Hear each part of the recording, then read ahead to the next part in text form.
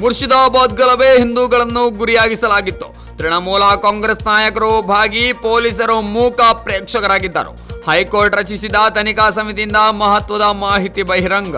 ಪಶ್ಚಿಮ ಬಂಗಾಳದಲ್ಲಿ ವಕ್ಫ್ ಕಾಯ್ದೆ ವಿರುದ್ಧವಾಗಿ ಏಪ್ರಿಲ್ನಲ್ಲಿ ನಡೆದಿದ್ದ ಹಿಂಸಾಚಾರಕ್ಕೆ ಸಂಬಂಧಿಸಿದಂತೆ ಆಘಾತಕಾರಿ ವರದಿ ಹೊರಬಿದ್ದಿದೆ. ಹಿಂಸಾಚಾರದ ಸಂದರ್ಭದಲ್ಲಿ ಹಿಂದೂಗಳನ್ನು ಗುರಿಯಾಗಿಡಲಾಗಿತ್ತು ಎಂದು ಹೈಕೋರ್ಟ್ ರಚಿಸಿದ ತನಿಖಾ ಸಮಿತಿ ತನ್ನ ವರದಿಯಲ್ಲಿ ತಿಳಿಸಿದೆ.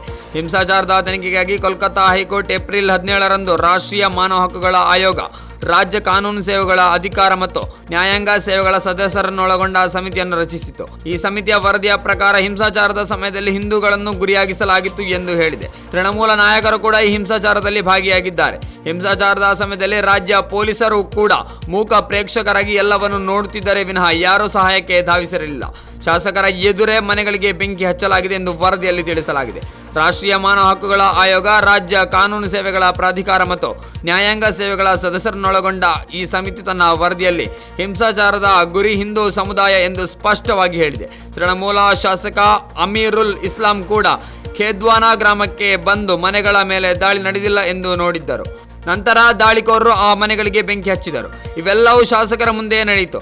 ಆದರೆ ಅವರು ಏನೂ ಮಾಡದೆ ಸ್ಥಳದಿಂದ ಹೊರಟು ಹೋದರು. ಸಂತ್ರಸ್ತರು ಸಹಾಯಕ್ಕಾಗಿ ಪೊಲೀಸರಿಗೆ ಕರೆ ಮಾಡಿದರು. ಪೊಲೀಸರು ಯಾವುದೇ ಕ್ರಮ ಕೈಗೊಳ್ಳಲಿಲ್ಲ ಎಂದು ಉಲ್ಲೇಖಿಸಿದೆ.